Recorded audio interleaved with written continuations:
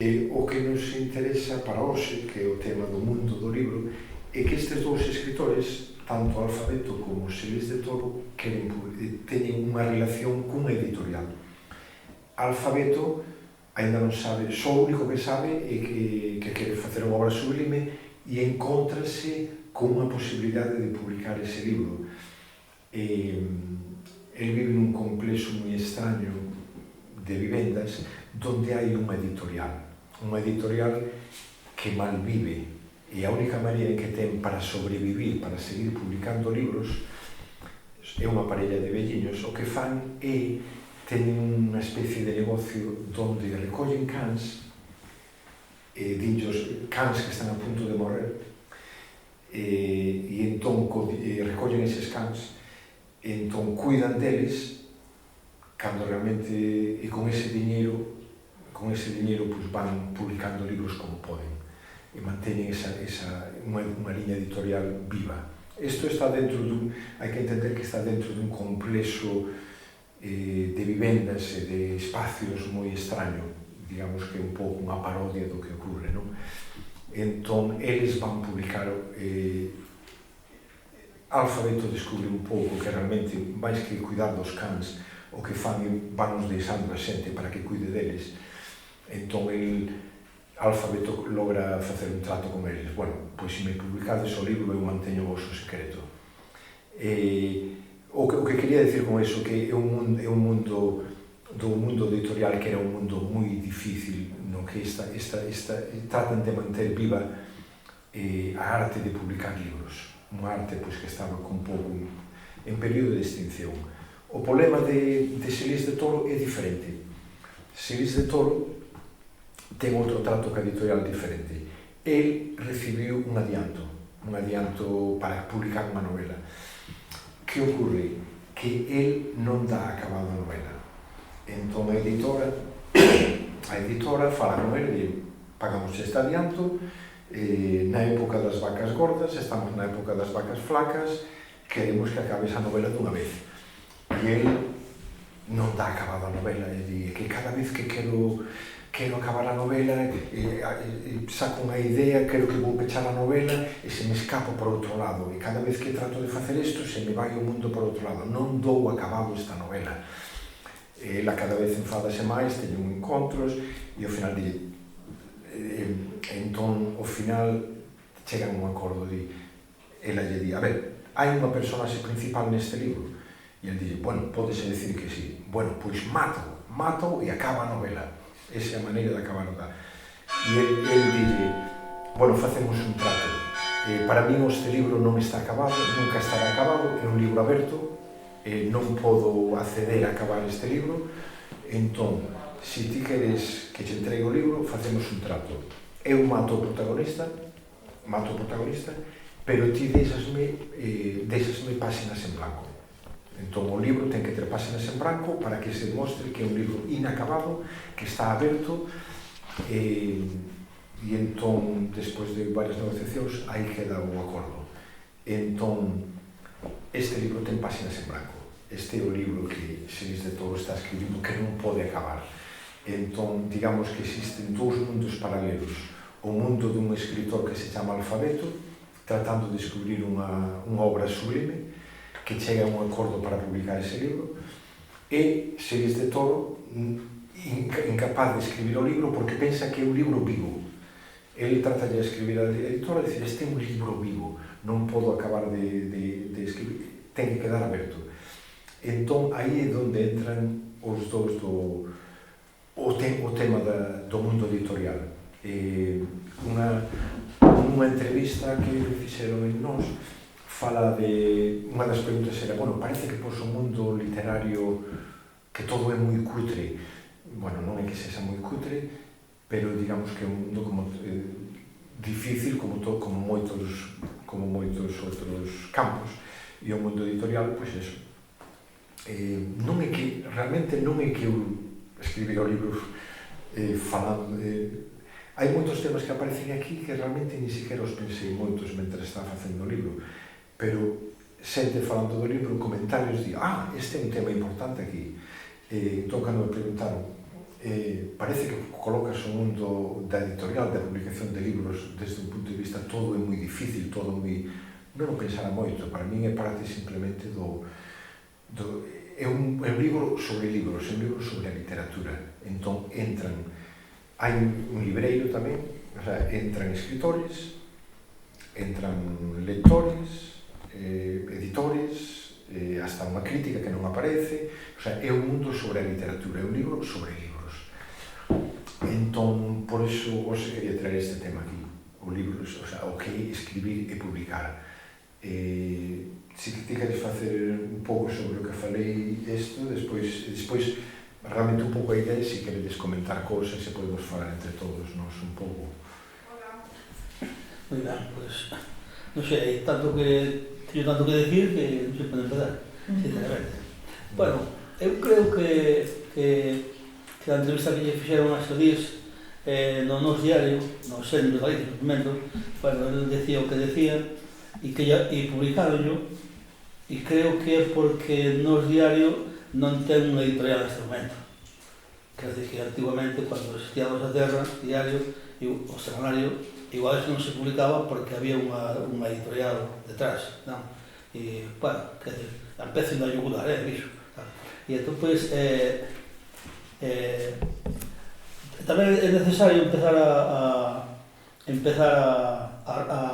reformular todo, a remover todo o mundo editorial galego, non? Porque, eu que sei, vamos como desde, non sei, este ano, máis ben a conto, porque este ano é o ano de Fernández de Riego, que de alguma maneira ele pois, é un dos que empezou con Galaxia, e, bueno, pues, desde que empezou Fernández de Riego con estas cousas, pois eu creo que igual tamén avanzamos moi pouco, non? Digo porque hai xente que considera positivas como unha editorial así vanguardista e moi atrevida, e, bueno, pode ser, pero tiño 74 anos, non? E, home, que eu sea un tío atrevido con 74 anos, quere dicir que debaixo, detrás, pois non hai un repetixamento de todo do mundo editorial, non? E creo eu, e despois a relación entre editores e... Eu non son un editor modélico, aviso, tamén teño os meus... Aquí xa teño que conoce, e teño as miñas eivas, tal, e no pasado creo que máis que agora no presente, pero o mundo editorial galego, por exemplo, hai un feito que por non creo que ignorades, non coñecedes, que bueno, o precio do libro se marca multiplicando o precio de produción mínimo por 7. Vale? Entón, eso, é o que tú gastas nun libro, tens que multiplicar por 7 o precio de venta público. Bueno, por este momento a Xunta te garantiza que te paga o 15%. Entón, así digamos que o precio de produción xa o descoberto. Hai unhas axudas da produción editorial, que xa o descoberto, non? Más ou menos, sabe? Entón, bueno, pues así, claro, estamos un pouco... non quero dicir que non teñan que axudar os editores, pero creo que é mellor cambiar esas subvencións para os lectores. Non sei como, pero bueno, hai que romper a cabeza e atopar esa fórmula, sabe? E entón, bueno, pues a mí me parece moi ben que no caso de Solís e a través desa entrevista e aquí tamén, é dicir, haxa unha especie de ataque, un ataque civilizado aos editores, para que tamén todo isto empece un pouco a removerse, non? Porque eu vexo un mundo moi parado e non, o sea, eu principio son un tipo optimista, porque vexo unha cantidad de editoriales novas que alucino, pequenas, que sacan 2 libros, 3, depois desaparecen, volven a aparecer ao cabo de uns anos, e entón, bueno, quero dicir que hai dinamismo, que non hai é unha cultura empresarial. A mí, eu, por exemplo, que levo 33 anos de editor, eu creo que tardei 25 anos en aprender a ser empresario, ou a entender que tiña que ser un empresario. Que pasa? Que sucede tamén porque nun país como Galicia, onde non hai burguesía, ou non houve, creo que sí, que non haberlo. Pois, home, claro, encontras con sitios como, non sei, por exemplo, Cataluña, onde un editor suele ser fillo de outro editor, ou por menos coñece ese mundo, non? Entón, claro, teño todo moito máis trallado. Aquí empezamos de cero. Empezamos de cero, e encima nos encontramos pues, con esta especie de paternalismo das institucións das que todos entramos no xogo, e tamén un círculo vicioso que non fai que o libro galego, o libro escrito en galego, cada vez ten menos presencia. O sea, non hai máis que, non sei, vivimos en Santiago, vas ao escaparate de Couceiro, non, que é un referente, e ten o 25% dos escaparates está en galego, o resto está todo en castelano. E antigamente era o 100%. Pois son esas pequenas observacións que fan que... Entón, eu creo que a mí me iba a empezar a dar estupa, non? Pero que é ca función de provocar unha reacción, non sei. Eu, cando falaba antes de... Nunca viña máis... É curioso cando me preguntaron eso, porque realmente non é que no meu libro eu sentira unha crítica ao mundo non era consciente en absoluto, e tampouco creo que exista. E simplemente eu creo que era un pouco sentir un pouco, quero dicir, levamos uns anos en que se va falando da crise do libro, a crise do libro, o mundo digital, comeza todo o mundo digital, vais a acabar o libro, a morte do libro. Entón, creo que de alguma maneira estaba vivindo ou repensando isto da morte do libro, non? O feito de que os libros van desaparecer e vai ser todo vai entrar no mundo digital, no internet. O curioso é, bueno, eu non sei se sabedes, eu vivo entre Inglaterra e aquí. E houve, cando empezou todo isto, chamemos já aí 10, 15 ou 20 anos, cando se empezou a falar da morte do libro, dos libros digitales, no metro de Londres, moitísima xente andaba co libro electrónico. Era moi normal. Agora, vas nun tren, vas nun metro, todo o mundo está con libros de novo. O sea, o libro electrónico non funcionou. É certo que os libros en Inglaterra, por razóns son moito máis baratos, por razóns que a mí se me escapa a economía, non a entendo. Pero a verdade é que ali os libros son moito máis baratos e existe tamén un mercado de libros de segunda man, pero os libros tamén, xa de normal, son máis baratos. Pero eu creo que isto do libro electrónico, que é unha crise que todos os que estamos no mundo da literatura, de alguma maneira, de alguma vez pensamos si ou non chegou a callar desa maneira que se sentía como unha ameaza, non? Realmente o libro sigue vivo, pero é un pouco case como se esa espada de Damocles seguira aínda así. O que sí pasou, o que sí é evidente, que despois da crise de 2008 sí que, digamos, a caída das edicións baixou un momento. Realmente eu non son editor, entón non sei moito destos números, pero son consciente como escritor e como coñecedor de outros escritores que cambiou o que se pode chamar o sistema mercado literario, non? Un pouco, moitas veces pensamos que Galicia é un sitio extremadamente, as cousas están moi mal aquí, pero realmente están mal en todos os sitios. Porque, por exemplo, eu coñezo escritores ingleses, ou cando falas de escritores ingleses ou Inglaterra, xente que viva da literatura, todo o mundo se ríe, di, bueno, vive da literatura, moi pouca xente, realmente non é únicamente unha crise en Galicia, ou unha crise en España, unha crise... Outro día, non vou dicir, comentábame unha persona que está cerca do mundo editorial, e ti sabes máis destas cousas que a mí, que eu non son editor, pero comentábame un amigo que traballou de editor en Cataluña, e lle preguntaron cantos sacaban, preguntaronlle, e o libro de Selís, cantos exemplares sacaron? E dixo, pois sacaron isto, e dixo, caramba, pois en Cataluña non sacamos tantos.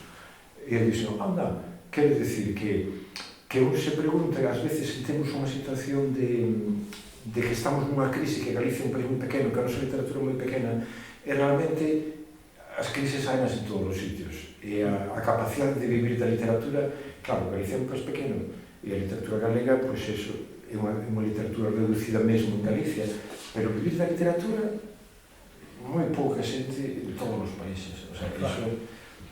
Pero bueno, ainda así, a todo eso tamén hai que decir que Positivas existe un pouco tamén por Xadís. É dicir, Positivas empezamos Xadís de Toro Maixeu. por a circunstancia da vida, xa dis, pois, marchou para Birmingham, non? Para Birmingham primeiro, despois... Pero empezamos os dous, O sea, quero dicir que tamén o ciclo aquí se retoma de alguma maneira aquí neste acto, que é a primeira vez que facemos algo conjuntamente. Sí. E non sei que vai decir de... Bueno, no, antes estábamos falando aí fora, no bar, e falamos bueno, no caso de Galicia, e vou falar do libro, é un país sorprendente, e tamén é un país positivamente sorprendente. Eu, cando digo eso de provocar para que se renove o mundo do libro, para que, bueno, se mellore tamén o aspecto industrial, a comercialización, toda esa historia, non hai promoción, por exemplo, eu ainda así son optimista, ainda así, tal. Digo porque, non sei, acabo de sacar un libro sobre un grupo guerrilleiro, a Federación de Guerrillas de León Galicia, unha cousa espectacular, que é descoñecida, non sei por qué, bueno, descoñecida porque o que falaban os historiadores hasta agora estaban politizados, entón, ali aquilo estaba protagonizado basicamente por socialistas e anarquistas. Os socialistas hai anos que renunciaron a todo ese tempo, os anarquistas non teñen poder neste momento para reivindicar, entón estaba así oculto. De repente entraron os historiadores novos, salen da Facultade de Historia, e son arqueólogos con outras miras e non tan politizados desde o punto de vista partidista, e entón, claro, descubriron toda esta historia. Entón, bueno, se publicamos hai 3 meses e xa habíamos vendido 500 exemplares. O cual quere dicir que, bueno, que aí, claro, a xente, cando se entera, está un pouco asombrada. E non vendemos ni un exemplar a ninguna excepción, a ninguna. E, entón, bueno, por iso son optimistas, non? E depois, hai xente que vive do libro en Galicia. Por exemplo, viven os libreiros, viven as imprentas, viven os distribuidores, e viven incluso, non sei, viven escritores. O Santiago tiña amistad común con Diego Meixeiras, que é unha persoa que apostou pola literatura, e vive da literatura. A literatura tamén ten que ver con guións de series, claro, que isto tamén é literatura. E ele vive, non sei, Lola Castaño, supone que hai moita máis xente por aí que va moita máis, non, pero hai xente que vive e se move un mogollón, non? E por eso digo que vai faltar remover este mundo para comercializar mellor, para que máis xente poida, os creadores, sobre todo, podan vivir mellor da literatura. Eu creo que, xa que estamos falando de economía, de vivir de literatura, sería interesante se houver institucións que realmente lle interese o mundo do libro e que o mundo do libro da literatura galega prospere, que incentivar un pouco, axudar os lectores, que era o que mencionaste ti. Quero dicir, lograr que de alguma maneira incentivar a lectura, lograr, pois, facer non sei como, facer vales, darlle nos colexios para que conseguir unha reducción do precio do libro, porque poden comprar literatura galega, pois, con unha reducción, con unha rebaixa, ou facer jornadas de lecturas, de traballos, encontros literarios onde, por exemplo, na biblioteca de Brighton, o que fan creo que fan na Asa Casal, compran moitos libros cada ano, pois eso, cada estación compra un número de estudias, quero dicir, traballase sobre ese libro. Entón, incentivar porque a xente nova lea libros de diferentes maneiras, pois con campañas de lectura, con incentivar concursos literarios para a xente nova, cousas o sea, lograr crear lectores, porque realmente hai realmente o mundo da literatura, e claro, este libro vai sobre a literatura, é diferente o mundo digital. Todos estamos agora metidos nos nosos móviles e son moi útiles para moitas cousas, pero claro, o mundo da literatura é diferente. Realmente o mundo da literatura o que fai moitas veces é realmente que aprendamos a sentarnos e aprender a estar tranquilos, sentados sobre unha mesa cun libro aberto, e iso é algo que non se pode dar un móvil, porque un móvil realmente o que che fai é que te movas, que contas o móvil, que pones, que aprendes, que estás movendo continuamente, perdes desenvolves outro tipo de cousas, que conseguir información moi rápida, pero non tes, falaches de Diego Meixeiras, escribiu un artigo precisamente que fala disto, que precisamente que é o que te aporta a literatura que non te aporta un móvil ou que non te aporta unha pantalla, que é aprender a paciencia de sentarse tranquilamente diante dunha mesa con un libro e estar quieto, parado e adentrarte, o sea, desenvolves unha serie de habilidades persoais que non son as que che quero dicir, as dúas son boas para unha cousa e para outra, pero eu creo que é importante lembrarlle a xente a importancia do libro como unha actividade específica e clara que é importante defender e promocionar entre a xente nova, non? Entón,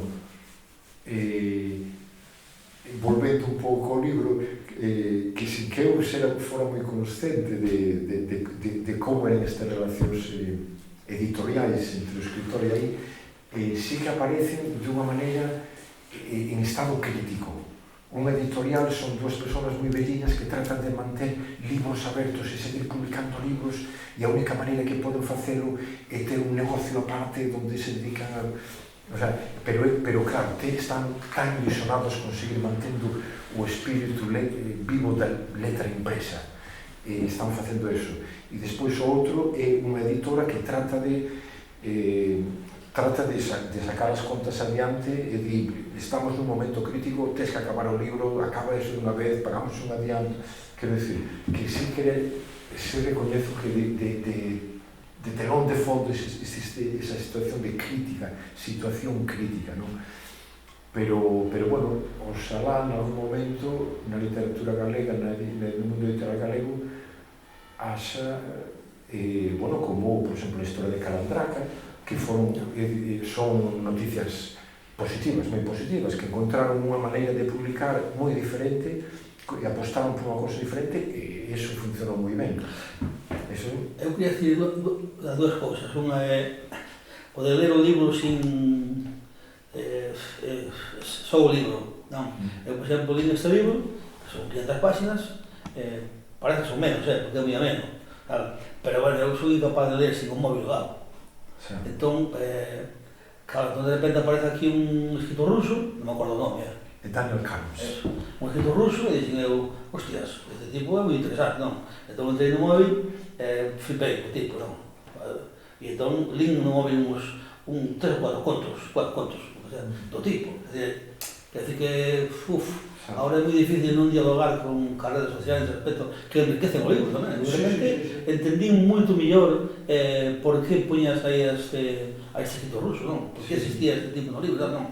E despois ese dos tipos de editores que hai, os velliños, que son algo como románticos, e depois os outros, esos son dos tipos de editores que son os que existen naturalmente, máis ou menos, non sei, podemos... Hai un editor que publica sin unhas grandes ansias comerciais, que pode publicar 20 libros ao ano. Hai editoriais importantes en español que só publican 20 libros ao ano, nada máis. Non queren publicar máis. Eso sí, hai 20 libros, hai que sacar un rendimento da hostia para vivir, claro. Pero despois hai outras editoriais que son as máis grandes que practican isto que se chama, agora chaman ya política de bicicleta, que é non parar de pedalear, non? Entón é non parar de publicar. Por exemplo, en galego se publica máis que nunca. O sea, podemos decir que estamos nunha situación fastidiada, pero se te di que se publica máis que nunca, entón é difícil de entender. Estamos tan mal, se publica máis que nunca, pues a ver, como me explicas isto? Pois é así, porque ti publicas, eu non fago cas librerías, non? Pero creo que hai moitas distribuidoras que sí que o fan, non? Ti vendes a unha librería 50 exemplares de Centramente, non? E venderon 5. Claro, que faz con eses 45 que non se venderon? E que sí que cobraron. Entón, que fai a editorial? Non lle devolven a librería, perdón, non lle devolven ese diñeiro. Eso funciona así en toda España. Supoño que en España o importan o resto do mundo. Claro. Que fai a editorial? Ten que comprar outros libros, non ten que devolver o diñeiro. Non, estou me equivocando. Non, é a distribuidora, non lle devolve os libros que lle cobrou a editorial, ese 45, senón que lle dá e os conmuta por outros libros. É dicir, A librería sigue poñendo diñeiro que non vendeu. E así. É unha máquina que, bueno, sempre se di que vai reventar algún día, pero vamos, levan aos tedianos dicindo que vai reventar, e non reventa. É dicir, entón, eu non creo que España sea unha illa, debe ser así en todas partes do mundo. E, bueno, eso é esa editora que é agresiva, non? Ela necesita que a máquina non pare. E entón, pois, está esa agresividade porque hai que publicar, E depois tamén, claro, no caso de Galicia, pues tens que publicar tamén porque, bueno, cuanto máis publiques, máis axudas tens tamén, e toda esta historia, non? E depois está este editor pequeno, non sei, Galicia hai uns cuantos, non sei, Gallo Vento, non sei. Bueno, iba a dicir Rinoceronte neste momento xa é unha editora bastante grande, e además ten esa colección que se chama Vétera, que dirixe Raúl Gómez Pato, que é unha xoia en Galicia. Eu se deixar de mollarme, podo dicir que en Galicia hai dúas grandes editoriais, para mí, que son Xerais e Cabandraca. É dicir, para mí son as editoriais que, digamos, que son editoriais. Os demais, pois, facemos o que podemos, non? Eu que sei, Galaxia é unha gran editorial, o sea, sí, Galaxia, pero ten tamén unha dependencia dos sinos, dos fondos históricos, unha relación con as institucións, que non ten por exemplo Xerais, non? E Cabandraca é un fenómeno mundial, non? E naceu aquí, e naceu en galego. Por eso que, bueno, que Galicia tamén, as cousas a veces parece que van mal, pero de repente nacen uns proxectos que asombran e triunfan, van por mundo adiante.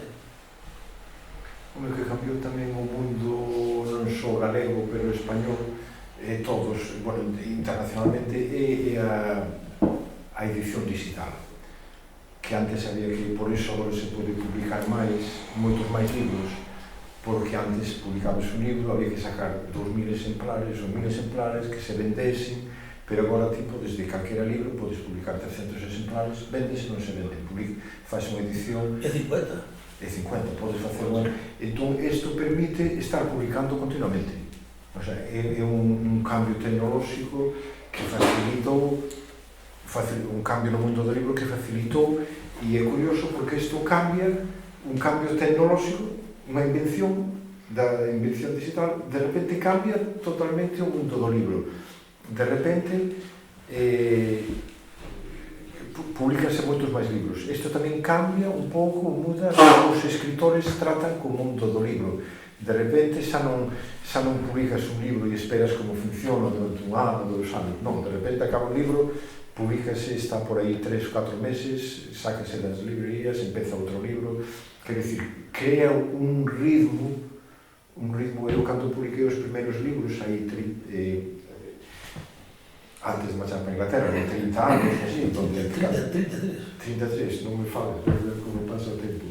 Pero, bueno, daquela, o mundo era totalmente, quero dicir, o mundo no que eu empecé a escribir era totalmente diferente. Ti publicabas un libro e ese libro estaba, non sei, duraba un ano, 2 anos, 3 anos, 4 anos, 5 anos. Agora un libro que dure un ano é un éxito. Claro, eso falaba antes da política de bicicleta. O sea, é un... Os libreros saben eso, hai que estar a voraxe de edición, que claro, os tipos peñen con máis libros e te retiran os retiras. Entón, pois, en ritmo, eso é, por exemplo, en Inglaterra tamén é brutal. En Inglaterra chegan os libros, ponense encima nos mostradores, están ali, saben inmediatamente se vende ou se vende, unha semana dá a convertirse en papel. O sea, o traballo dunha persona de tal, recíclase inmediatamente, o sea, recíclase, pero bueno, nun mes unha novela de alguén que estuvo atrás de aí, non se move rapidamente, papel, facer outro libro, o sea, unha cousa brutal, non? Entón, isto cambia un pouco a nosa idea da literatura, esa literatura que dura e que perdura e que transmite unha cousa. Eu non sei se quero invitarvos se queredes comentar alguna cousa ou facer preguntas de alguna cousa ou que vos chama a atención de algo que falamos ou que non falamos. Si queredes, non me... Sí, a ver, creo que o ideal tería sido ter lido o libro para exprimilo. O que pasa que, bueno, eu non limos ningún, pero o tema creo que complexísimo, extensísimo, e eu teño unha perspectiva como lector, unha, e outra perspectiva máis humilde e máis pobre como escritor, pero como escritor de poesía, que eso xa é en galego, que eso xa é outra cousa. E entón, bueno, sí que me interesarían cousas dos dous, entón non sei. Cando ti escribes un libro como este, ou como calquer outro, porque ti tuveches unha etapa tamén como de deserto na publicación, non sei se seguías escribindo e non editabas ou non sei como foi. Bueno, sigo vivindo en medio. En Inglaterra escribín cousas pequenas para performance, e ali traballo, fago cousas de performance, toco nunha banda, escribo as letras, cousas pequenas, escribo letras de cancións para unha banda. Bueno, cousas pequenas, outras pequenas, sí, outras cousas. O sea, non concepto libro, sino outras cousas. Pero, por exemplo, con este libro, ti escribes este libro, poste a traballar con estas ideas, tes o libro, como actúas a hora de intentar que ese libro reciba atención e sexa publicado? É dicir, cales foron os teus resortes? É dicir, ti tes unha trayectoria, tes un currículum, evidentemente, pero cales son os teus resortes, como te plantexas que eso vexa a luz? Moi interesante a pregunta porque é a pregunta que eu me fago. Eu realmente teño unha sorte, o sea, a sorte que teño de poder publicar este libro é porque eu tuve dous éxitos hai moitos anos.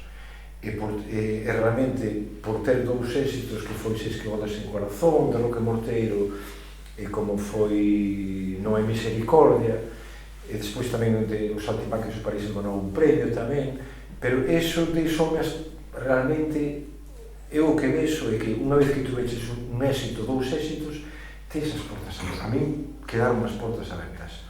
Entón, dá o tempo, pasa o tempo, entón, a min facilitame publiquen Xerais, publíquenme, sin ter que... Eu sabía que era un libro moi difícil este, porque é un libro, como dixo alguén, dixo, isto é unha antinovela. O sea, as primeiras cousas, pero isto vai en contra de todas as correntes, de todo o que se publica agora. Pero, afortunadamente, teño a sorte de ter as portas abertas. En Xerais, así foi como pude publicar isto, non? De feito, por exemplo, esta mesma persona dixo, como se arriscaron en Xerais para publicar isto, non? O sea, como, que valentía.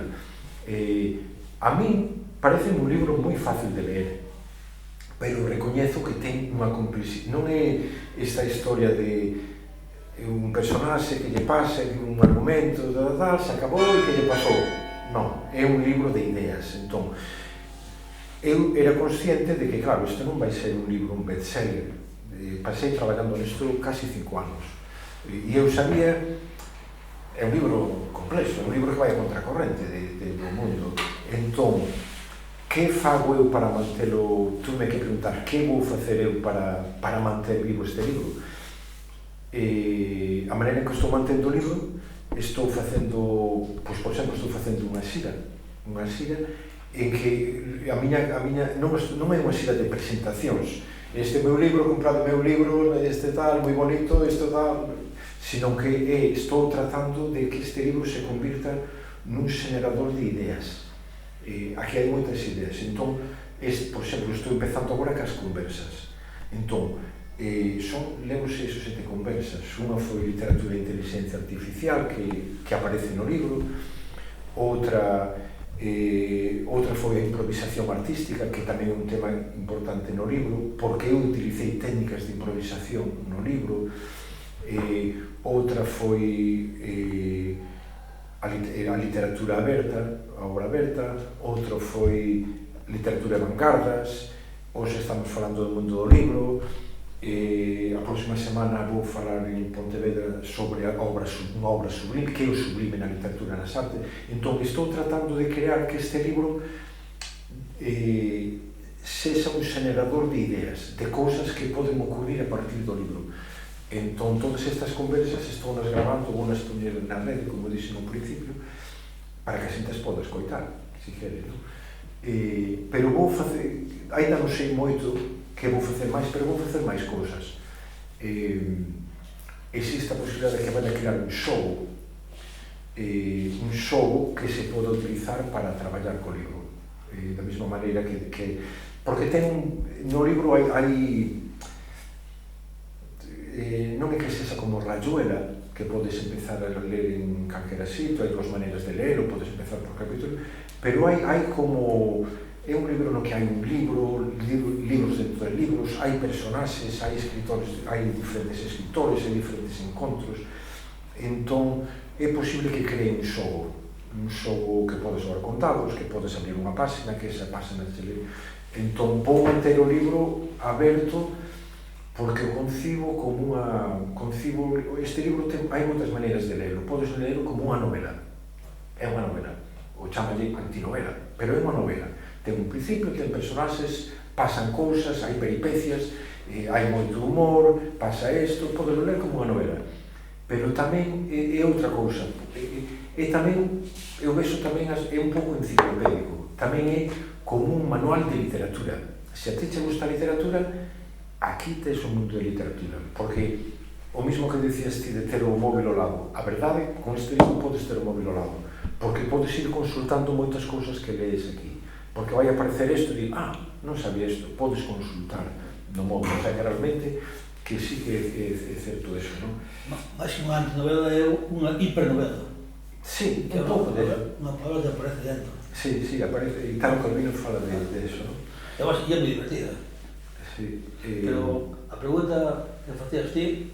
Sí, eu preguntaba de eso, que cali serán, de repente, os seus modos, as súas ideas, para decir, teño isto escrito, a ver como se me acaba de contestar. Evidentemente tiña xa o traballo feito. E a outra pregunta, e deixo cos máis, bueno, creo que xa explicaches porque estabas aquí, a vosa amistade de vello, o feito de que seas este tema, que ti sigas editando, que tamén sería un tema para falar, pero non quero. Pero, para enlazar co libro dele, el dirixiuse directamente a Xerais, sabía que tiña as portas abertas e todo eso. Ti como editor, vamos olvidar de que Xerais de Toro tivera esa relación con Xerais, a ti chegache Xerais con este libro, esquécete de que foras un colega seu, chegache Xerais con este libro, colles o libro nas más. Como valoras ti, como editor, que facer con ese libro? Vaya pregunta, tío. Claro, iso é un traballo do editor, non? Ti chegache un libro... É unha pregunta moi boa. Que faz con ese libro, tío? É unha pregunta moi boa. Contesta. Sempre foi un camponazo. Esa é unha pregunta. Sí, que no caso deste libro, bueno, claro, xa o li. Eu non o li, non sei. Eu sí, claro. Ti chegache o libro... Se ti non o coñeces... Que farías en campo? Vou contestar sinceramente, mira. Bueno, eu neste momento da miña vida é un momento determinado. Hai 10 anos, hai 15, eu estive arruinado. Non, incluso, bueno, non é que tuve que pedir dinheiro para comer, pero casi, claro, meu pai, claro. Entón, quer dizer que un editor, e máis no caso como que este só, é unha cousa moi rara, non? Que a tua vida, isto é a tua vida, todo está afecta calquera cousa que suceda que te suceda a ti, afecta a todo isto. Entonces, bueno, ti valoras moitísimas cousas, o número de páxinas, non? A que se sincera, ainda hoxe, como dixo o disco, a edición digital, o número de páxinas xa non te impide publicar un libro como antes. Non, antes, un libro de 500 páxinas, pois, tiña un coste moi grande. Hoxe non. Hoxe publicar este 500 páxinas, pois, bueno, casi vou publicar un de 300. E se non faz... E antes, claro, antes ti tiñas que publicar 1000 exemplares. Se publicabas 100 exemplares antes, te costaba o mesmo que 1000. Poñamos que 100 exemplares te costaban, imagínate, 100.000 pesetas. 1000 te costaban 110.000. Entón publicabas 1000, porque se publicabas 100, só podías meter 100. Se publicabas 1000, igual, tiñas a sorte e vendías moitos exemplares, tal. Entón publicabas 1000, claro. Eso implicaba gasto de almacén. Que ao final te tiñas que chupar uns costes de almacén no almacén, bueno, tal. E, bueno, a pregunta é, claro, tú valoras todo. Valoras se te gusta. Non. Despois, se tens dinheiro para editalo. si tes, por exemplo, no caso neste momento, si teño proxectos pendentes de publicar, bueno, mogollón, moitas cousas, é dicir, eu nunca volei nin a grafía, por exemplo, é dicir, a mí nunca me chegou un libro que o sea, publiquei incluso en portugués, non? Digo eu, así, a nivel personal, porque, bueno, xa a editorial, xa tantos anos que eu son, que sabe que eu son positivo, pero eu nunca tuve eses problemas de grafías, que nunca me chegou ninguna proposta que non fose nunha lingua estándar. É dicir, bueno, tes moitas cousas que tes que valorar. Pero contesta a pregunta. Publicarías un libro novo? Sí, xa me sei dicido que eu lino, entonces claro, publicaría. Claro. Pero ti de entrada, como editor único, ademais, unipersonal, eu non sei que cantidad de traballos che poden chegar, dicindo, Paco, mírame isto, ti chegache un libro de 500, non sei que páxinas, ti va a ler. Sí. Ti va a ler. Sí, problema. Non problema. E en canto, e con eso xa, en canto, dixeches ao principio, eu descoñezo todo ese tema, relación, edición, distribuidores, libreiros, todo ese mundo descoñezo. Ti dixeches que as editoriais en galego, entendo que son as editoriais en galego, Sí. que recibides un 15% Sí. do que é o coste de venta do libro. Pero que... espera, porque ese dato foi confuso. Eso se accedes a unha liña de subvención. No, ahora, de 2 anos todo. Bueno, pola compra de libro, pero bueno. No, é unha cousa que se chama axuda á produción editorial, que ten, ese é o terceiro ano, é nova. No, digo porque, cando eu me encontro con Anxo Lorenzo, que é o director xa de Cultura, sempre te digo, estedes contentos? E logo hai notas, digo, este tipo sabe o que fai. É dicir, de alguma maneira... Claro, eu por eso digo, se vos para calcular o prezo de venta do libro, multiplicades o prezo que costa multiplicalo por 7, o 15% dá 105, é dicir, o 15% cubre vos o gasto de edición. Entón, quero dicir, cal é o risco que corre Xerais publicando o libro de Xelis de Toro cando decide publicarlo? Bueno. Que risco económico corre? Bueno, Eso é o que pregunto. que risco económico corre? Pois pouco. Claro, ti Acabas de saber un secreto, Ti como editor, que risco corres editando un libro calquera? Pouco. O sea, podes non ganar con el, pero non vas perder. Bueno, no caso de Xerais pode perder, eu, por exemplo, non, podo gasto no almacén, toda esa historia, non? Aí que non creo tamén. Pero refiriste este estás falando da impresión. a impresión. Xa, pero este, pois, o diseño... Todo iso entra nos costes. Sí. Claro, que cando calculas o coste, vai incluído. Incluso entran os costes de personal. Metes todo aí. Claro, que é unha cosa que é importante saber. Porque o mundo do libro vive nunha especie de nebulosa. Por exemplo, o sea, cando a xente diz, no, mira, tal librería cobra o 40% do que vende. Digo, hostia, o 40%. Bueno, se será moito ou pouco tal, pero é o 40%. Cando te interesa o que leva o editor, a parte do total, pois tampouco é para tanto, non? Di moita xente, claro. Que a menos leva o editor, o escritor, por certo, non? Entón, a xente non sabe todas estas cousas, non? E isto que acabo de aquí descubrir eu son axudas, chamas axudas á produción editorial. E saliron, este é o terceiro ano, ou segundo, non me acordo. É o terceiro, sí, este. Están a punto de sair. Pero entón, conclusión, un editor, calquera, Sí. é igual, Paco Macías, ou Sí, Xerais, ou Calandraca, ou Pepito Pérez. Sí. Cando deciden apostar por un libro, en realidade non están condicionándose porque vayan poder ter perdas nesa inversión. No. O que están é seleccionando por gustos, por hipótesis de poder ter máis beneficios ou menos, Claro. pero non por ter perdas. No. É unha selección Efectivamente. polos criterios que sexa, pero nunca é porque vai a ter perdas. Efectivamente. Vale. Bueno, ti non lle vas producir perdas a Non sabía. No, Se no, estaba está decidido, ahora se tiene culpable. No, ti non te preocupes que non vas a ser eu. No, porque eu recordo de que Caramba, como ha puesto aí, como Claro. Xerais? Bueno, un momento, claro, que non me acordaba eu. Falta para... Máximo 20 libros, máximo 20 títulos. Bueno, máximo 20, pero dixenches que máis ou menos a maior parte das editoriais, salvo esas grandes da bicicleta, sois do criterio. Xa explica máis, 20 títulos publica, eso é moi pouquiño. Cabal. No, a maioría non chegamos a 20. Eu de pasado que... As editoriais grandes supoño que publicarán. No, Pero en Galicia hai moitas editoras que sacan máis de 20. Claro, bueno, o Calandraca tamén, pero as editoriais máis pequenas, ti publicas máis de 20 ou non?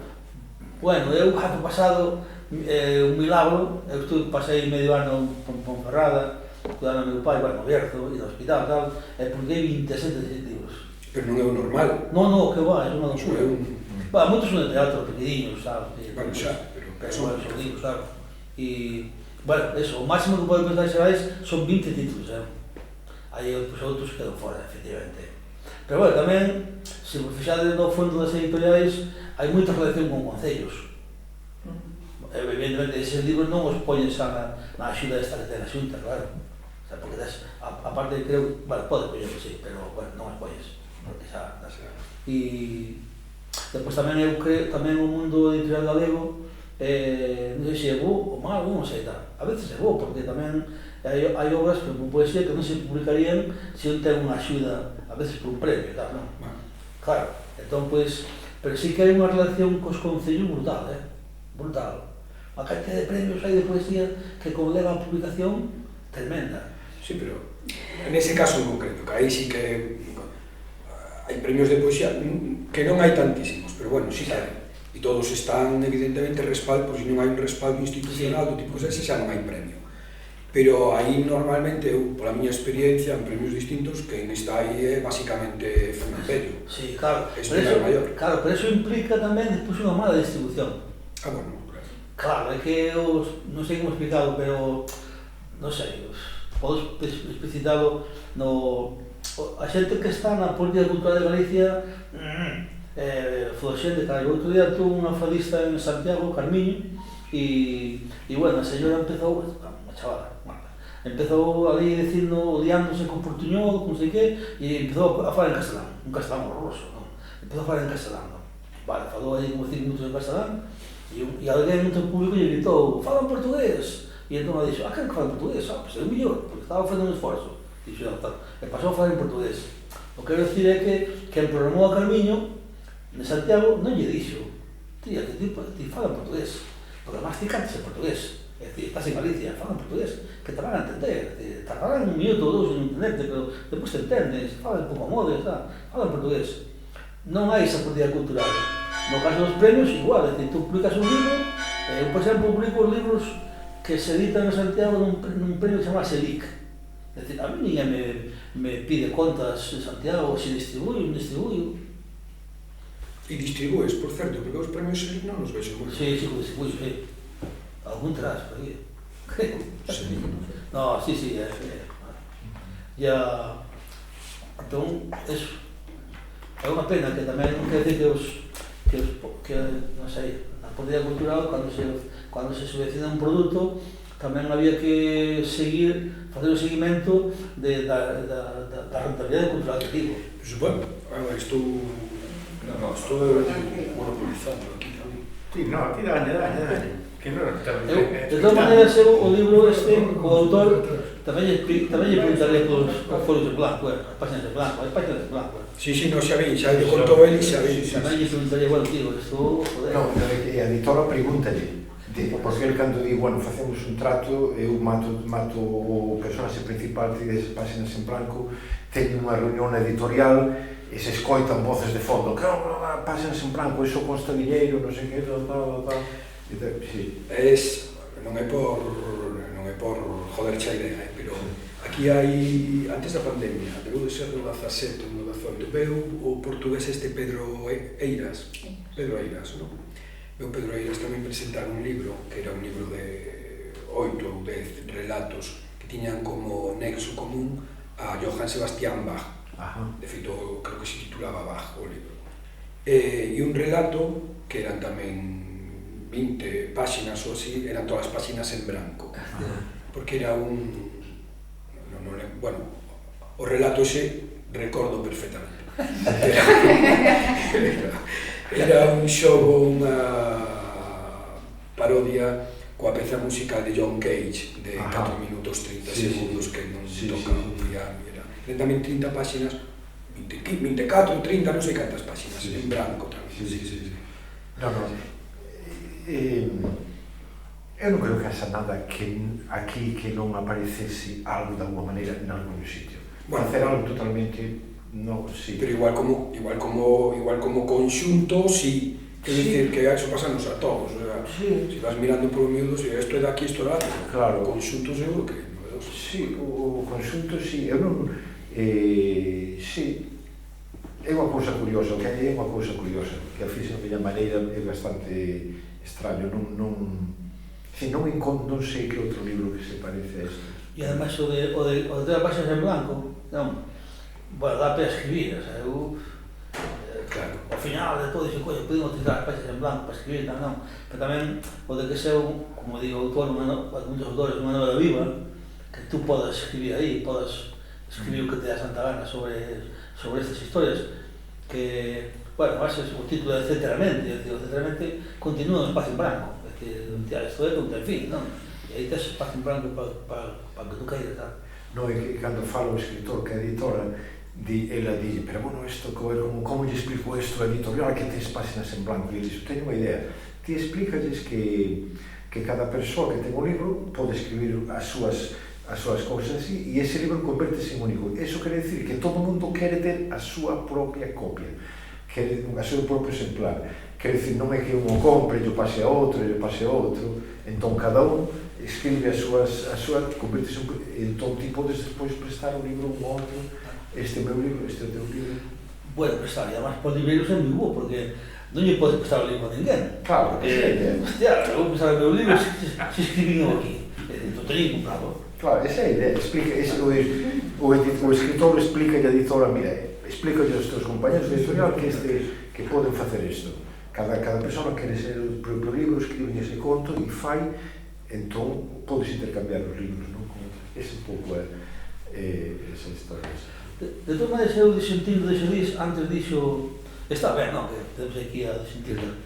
Dixeste que era unha novela de ideas, ou pero tamén ten historias, é unha novela con moitas historias moi divertidas, moi interesantes, e que a veces unha te interrompen e estás desexando que volva esa historia, porque está moi ben, porque é moi interesante. E además tamén metes aí a personaxes, non vou contar, non, pero o Italo Calvino, un pájaro que cuidaba. Un tipo peculiar, Bueno, documenteime moito antes de empezar a escribir o libro, tuve moito tempo de investigación. O sea, tempo de investigando, lendo libros na bibliotecas, usando material, porque aparecen personaxes, escritores clásicos, que lle dan consellos a este escritor. Entón, tuve que recompoñer, ler os seus libros, recompoñer as ideas que eles transmitían e anécdotas, non? Entón, tuve que investigar así bastante. E algunhas escenas nas que aparecen estes personaxes están sacadas da súa propia vivencia. Por exemplo, Virginia Woolf aparece nun conto, o sea, el ten un encontro, porque el pode ter estes encontros gracias ao demo que lle proporciona. Entón, con Virginia Woolf encontrase nun momento no que ela vai comprar un lápiz, pero isto é real, ela ten un conto donde sale por Londres a comprar un lápiz. Entón anda e vai por Charing Cross, por onde había moitas librerías de segunda mão, a comprar un lápiz. Entón ese encontro é real, o sea, é un conto. Entón, claro, fun ponendo moitas cousas dese estilo, non? Documentación, moita documentación, non? Investigación aí. Pero bueno, eu pasei moi ben facendo isto, Quero dicir, non me arrepinto en absoluto. Quero dicir, porque despois de 4 ou 5 anos diste, bueno, tal, para mí foron 4 ou 5 anos moi interesantes. O sea, foi unha maneira moi interesante de pasar todo este tempo.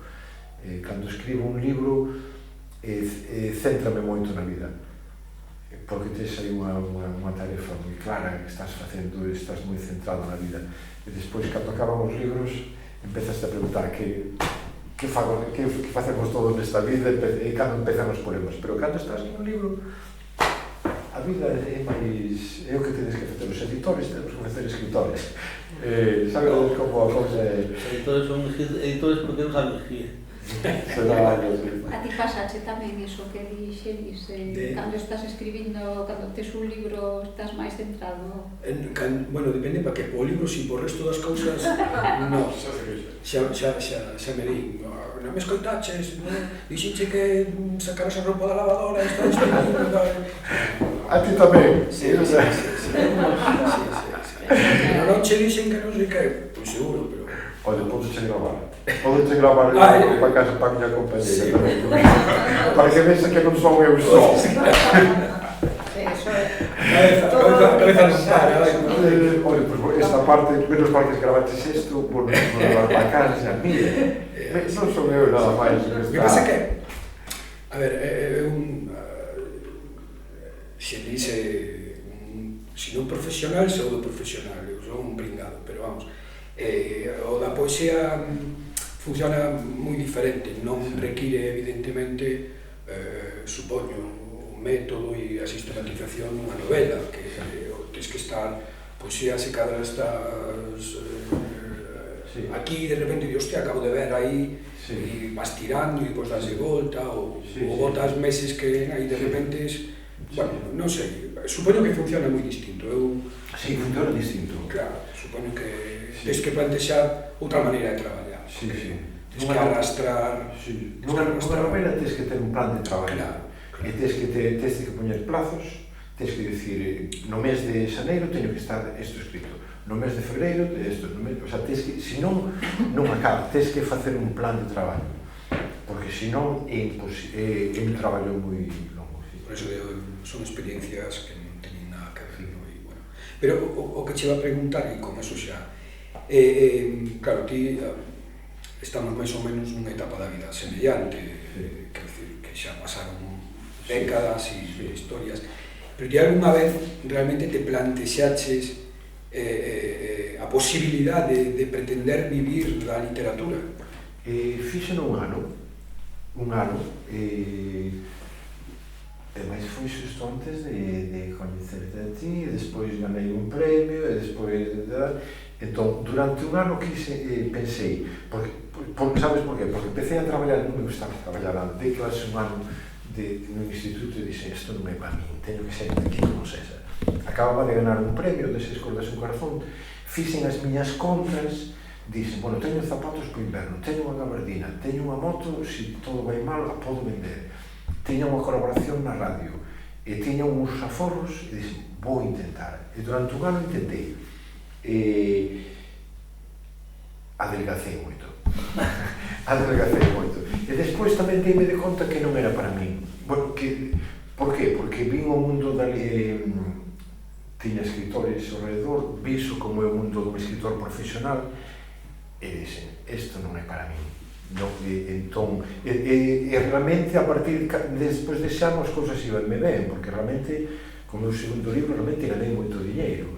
O sea, non só ganei moito diñeiro dun premio, pero moitos dereitos de autor, realmente podía ir tirando, pero realmente deme conta que estou moi contento de non tratar e de non ser un escritor profesional. Porque ti chegaches a ser traducido ao castelano?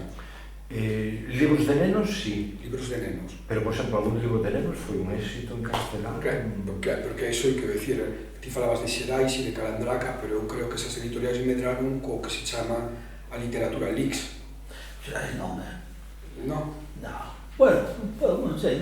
Eu creo pode que... ser. Creo que... Porque quen editou a Agustín Fernández?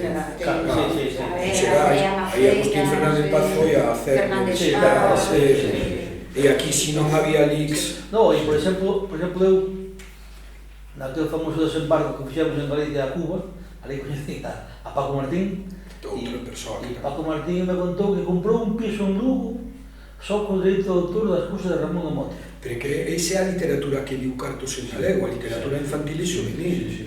A aparte de Manuel Rivas ou xente que o vamos, que o conxugaron la televisión gallega, a columna de Galicia, Andrea Maceira, pero somos que viven deso. Sí, hai escritores e escritoras agora que realmente viven da literatura, sí. Pero a min foime moi ben de outra maneira. Eu tuve a sorte, bueno, a vida levoume de diferentes maneiras, pero eu, por exemplo, teño un traballo no mundo editorial en Inglaterra e non teño que traballar a tempo completo. Entón, tuve unha sorte, bueno, saíme ben as cousas, entón podome dedicar a facer o que quero sin ter que ser profesional.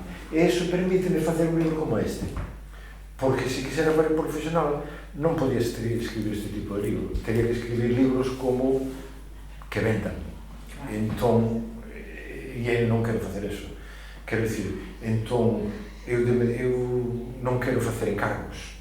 Eu receitei moitos encargos e só aceitei algún, o sea, vou facer un que este ano, porque se me interesaba ir a unha illa, unha especie de residencia literaria, vou facer. Pero non fago encargos, non quero facer encargos, non quero facer literatura pensando que ten que vender, non quero, porque traballas de outra maneira. Entón, isto é un luxo para min, porque non teño que vivir da literatura. Se tuvera que vivir da literatura, terías que escribir outras cousas. Non te publicaban, Quer dizer que se tú queres escribir a literatura, non te publicaban porque sabían que non iba a vivir deso. Sí. Facéis un favor. Sí. Pero ti tamén fixes guións de televisión. Fixen guións de televisión e de radio, sí. Durante un tempo, un ano así, un ano e medio, dos, que pensei, bueno, isto pode ser un camiño para mí.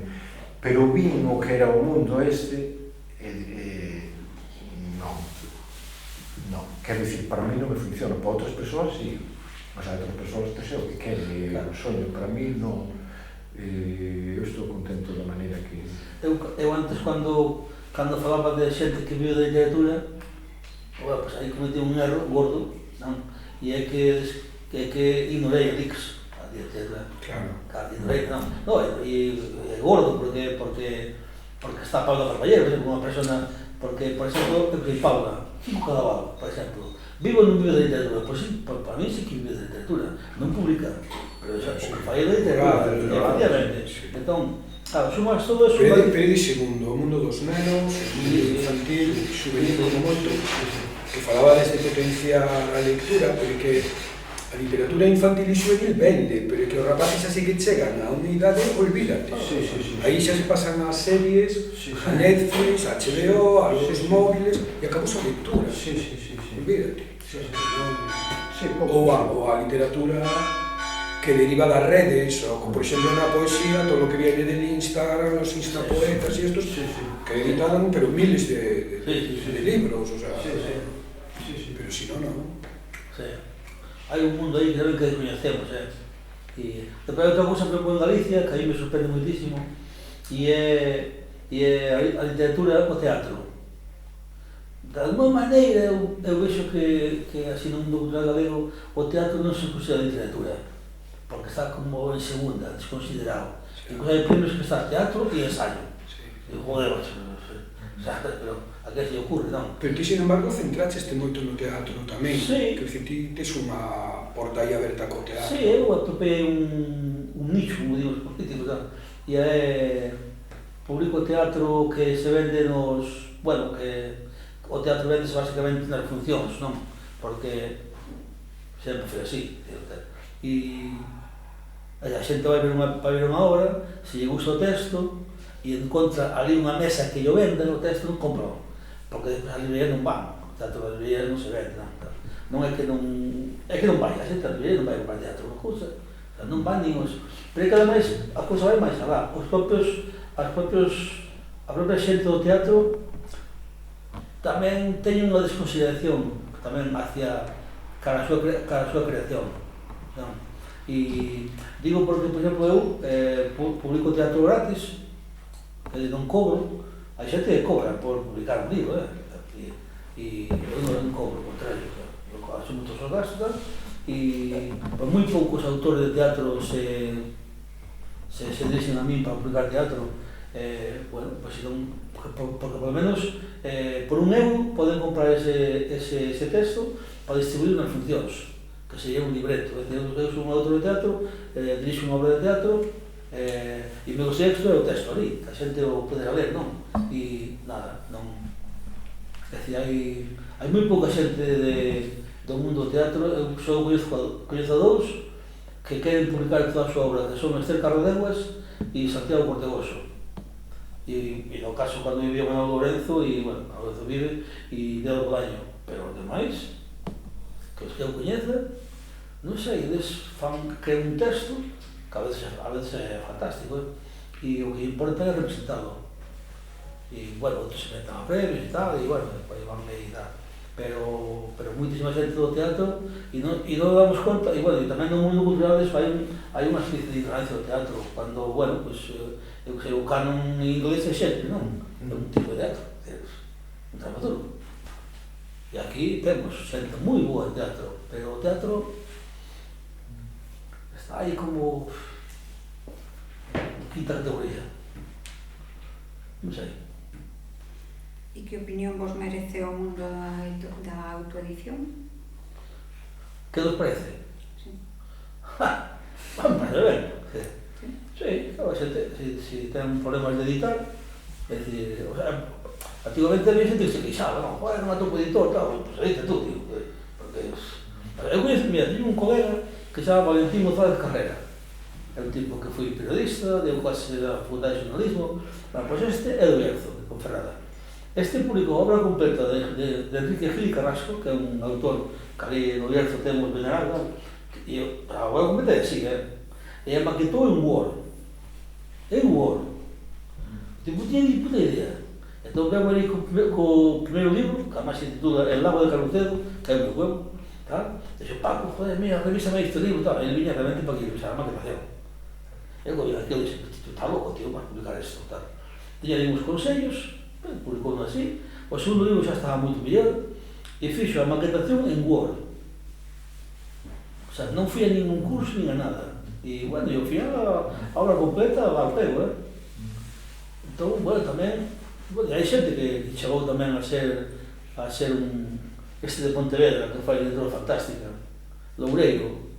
Este empezou, non, bueno, creo que publicou nas redes, antes, un libro inteiro, e empezou a ter tanto éxito, ou tamén creo que se autoeditou, na zona no sur de Galicia. Que pasa? Que depois está a distribución. Claro, o problema da autoedición é despois facer chegar ese... A distribución, claro. Iso é unha guerra perdida. Facer chegar aos amigos ou a un libreiro que tens de mano, pero como non é iso? O problema é, claro, despois distribuílo. Claro. Distribuílo, non só distribuílo, é que despois que che fagan caso nas librerías, os críticos. Quero dicir, está visto dunha maneira un pouco, os críticos pouco se van facer caso. Bueno, esa é outra pregunta. Os críticos. Sí. Claro, hai crítica literaria en Galicia? Eu non estou vendo moita. Non estou vendo. Si hai crítica literaria en Galicia. Sí. Ti como editor que estás con libros aí, ti notas que exista atención por parte da crítica. Hai crítica literaria en Galicia? Non. Que temos en Galicia como crítica literaria? Non sei, hai por aí 3 ou 4 guerrilleros por aí, pero así moi... Pero fora das redes? Fora das redes. Onde se fai crítica literaria en Galicia fora das redes? Fora de un que teña, que sei, unha página web súa ou un blog que ainda exista algún, pero fora de aí, quen fai crítica literaria?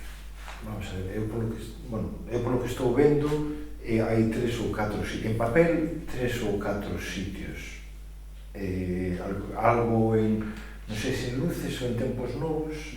Non, nada. En Tempos Novos algo, pero Luces non. Non sei. Tens que ser amigo tamén. Pero por eso digo, é dicir que para empezar non hai publicacións específicas, non hai. Algunha que hai como as que nomeades son de carácter mensual ou trimestral. Bueno, o Faro de Vigo ten un suplemento semanal, Bueno, Bueno, tamén a Voz ten crítica, ten reseñas de libros, pero Sí, supoño pero que ti vas a fondo faluda. de análise crítico. Que sea crítica de verdad, non Efectivamente, de non complacencia Non, e non un libro que recibes dunha editorial sobre o que tens que facer unha reseña que te paga en realidade a Eu vexo que se editorial. edita, decías antes, que se edita máis que nunca en galego, non hai máis lectores dos que había antes, por tanto non sei que relación hai aí, pero que se edita máis que nunca, pero eses libros pasan sen pena nin gloria, que lles presta atención? Eu sobre lectores non teño dúbidas, Ti consideras que hai máis lectores? Non sei, mira, vamos a ver, eu conto a miña experiencia, por exemplo, en poesía, non. O que vou dicir é sorprendente, pero é certo. Eu a segunda librería que máis poesía vendo no mundo é unha librería que está en Portugal. As obras, Sí, chamase a Porta 13, está a Milova de Silveira. É unha librería que só se dedica a poesía. Non, que pasa? Que só se dedica a poesía, pero a Portugal, E temos libros, bueno, é unha xestión cultural tamén. Pero iso é a hostia, porque está en Vilanova da Cerveira, sí. Está en Porto ni en Lisboa, está en Vilanova da Cerveira. Claro, en Santiago miro que pasou a librería de Chanda Pólvora, eso non Chanda Pólvora, sí, bueno. Sí. E era só de poesía non aguantou. Claro, pero tiñan que pagar un aluguer. Bueno, a ver, e el ten os libros, bueno, eles teñen os libros postos así en horizontal. Entón, claro, tú veis as capas. Xa é outra cousa, non é? Os libros non é igual poñemos así de canto, para que teñen un espacio limitado, claro, teñen que poñelo. Ali non. Entón, hai moitísima xente do sur de Galicia que vai a Feira de Vilanova de Cerveira, é un fenómeno, non é? Un fenómeno, pero brutal. En toda a Galicia, digamos, menos de Pontevedra para arriba, que non, pero para baixo, aí vai todo Dios os sábados, tal. Entón, hai moitísima xente que compra ali ese libro, os libros de...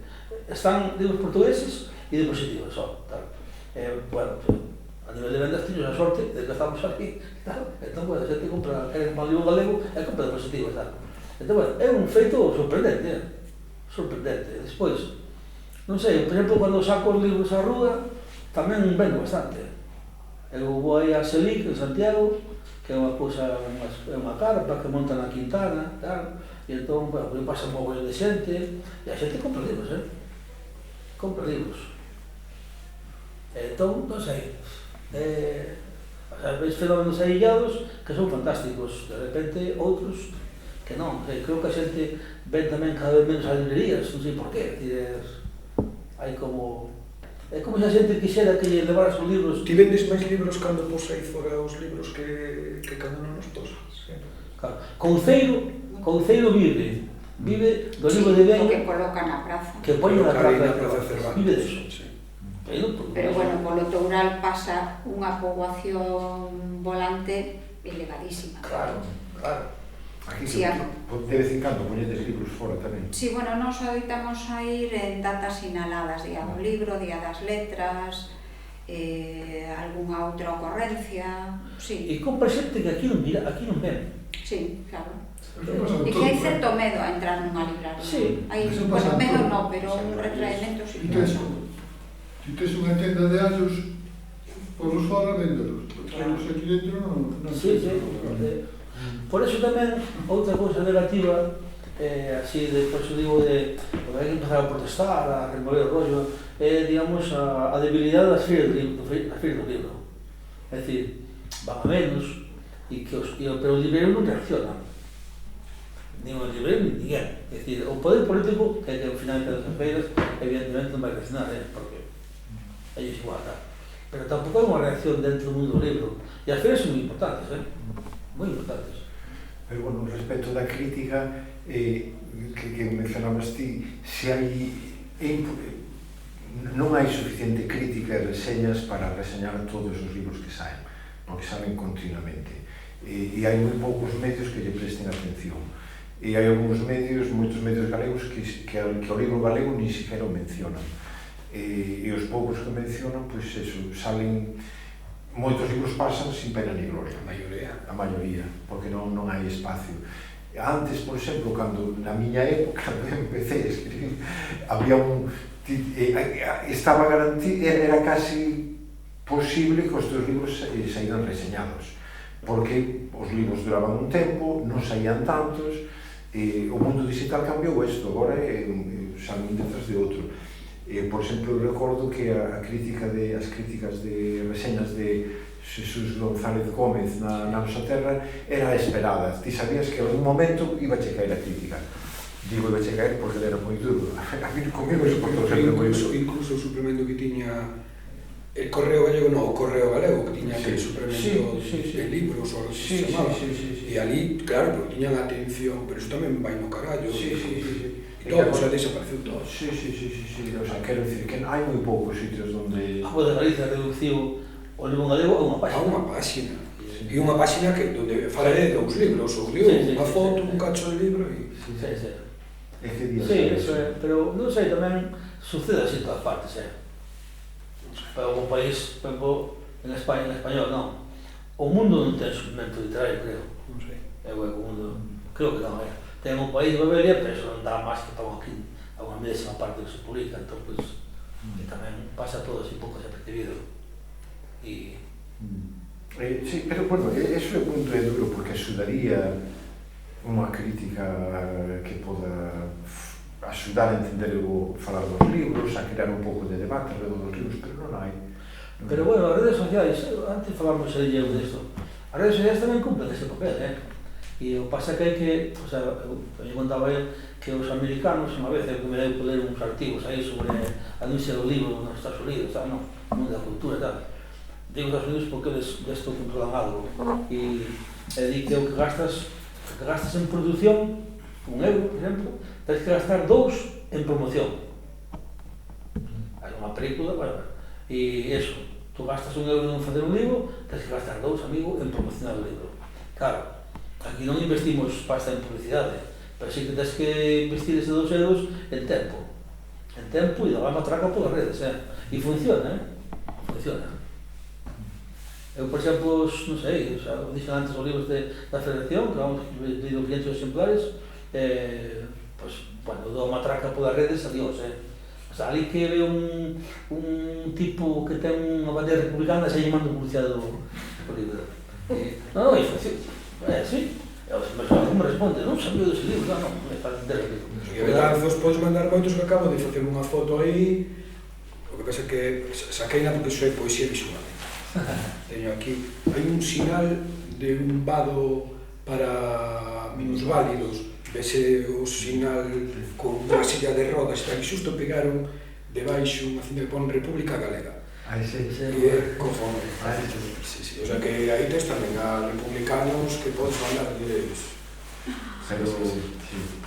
Pero en outros campos tamén, eu ás veces falando con artistas de outros campos que non son a literatura, dime, sinceramente, bueno, eu paso no estudio pintando un día e 4 os paso tratando de encontrar exposicións, de tratar de vender a venda, quero dicir que un 10%, un 20% é de traballo artístico e un 60% é eso.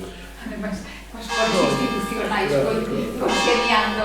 Por exemplo, te encontras con en escultura, un tipo como Paco Leiro, que é un home así de campados, aparentemente tosco, que non se move moi ben dese rollo, que pasa de todo. Pero Paco Leiro xa está encumbrado, joder. No, sí, pero claro, pero como se encumbrou? O sea, aparte da súa calidad, evidentemente, pero igual, el casou con quen casou.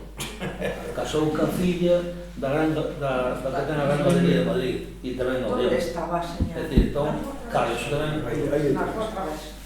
Eso é axuda, é dicir, se non te buscas tú a vida, pois... Que digan que casar ben. Bueno, eso é un perfecto, non? Iso foi sempre unha boa inversión. Sí, hai que traballar, buscarse. De todas maneiras, nas redes hai xente... Eu creo que hai algunha xente que intenta... Antes falamos Susana Leiré. Intenta prescribir. Sí, bueno.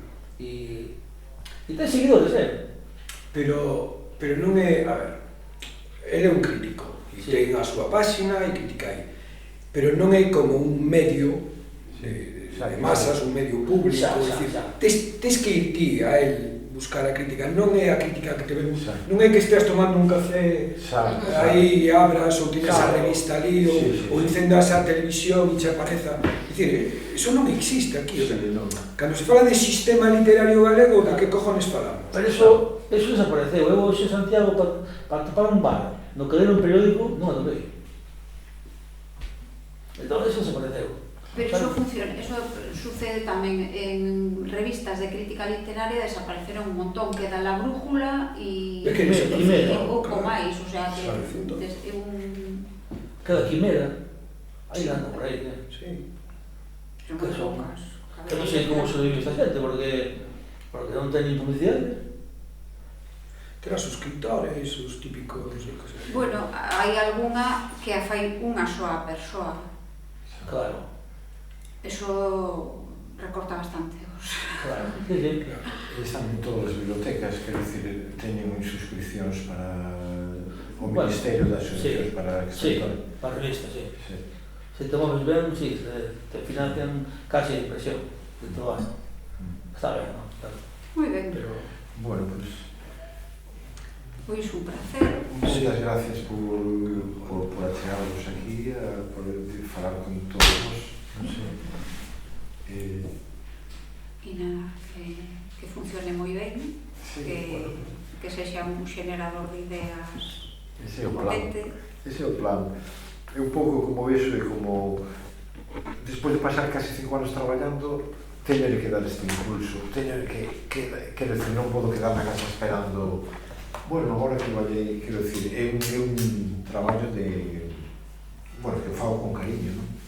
Con cariño, decir, bueno, isto está aquí traballei isto, mirad isto, e a ver. A foto coa tartaruga que é de Manuel Vilariño. Sí, sí. Eso forma parte de unha serie de Manuel Vilariño, foi algo persoal individual. Non,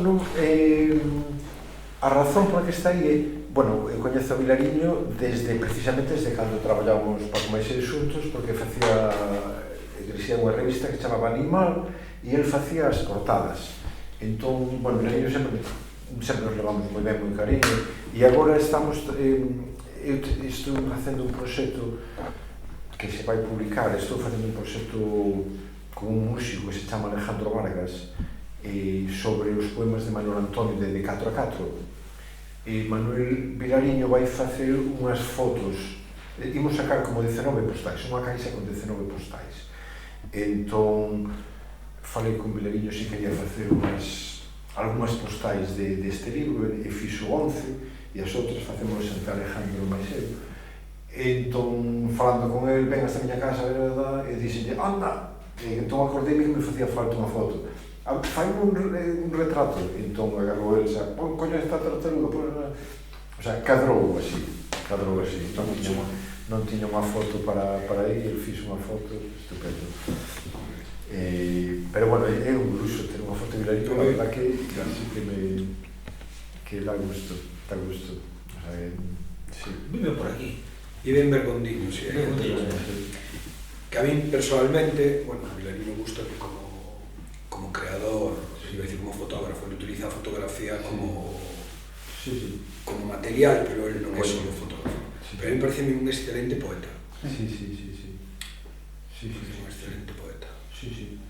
É outra fortuna que ten Galicia. Sí. Pero bueno. Fixo aí unha viaxe a Islandia. Estou ali 2 meses só. E, joder, despois fixo unha exposición aí, empezou a fazer en Madrid e tal, recorreu medio mundo, era fantástica. Porque a xente esperaba grandes glaciares, tal, esas cousas. E non... Pareceme tipo unha capacidade de creación. Sí. É un luxo para Galicia, sí. A mí, sí.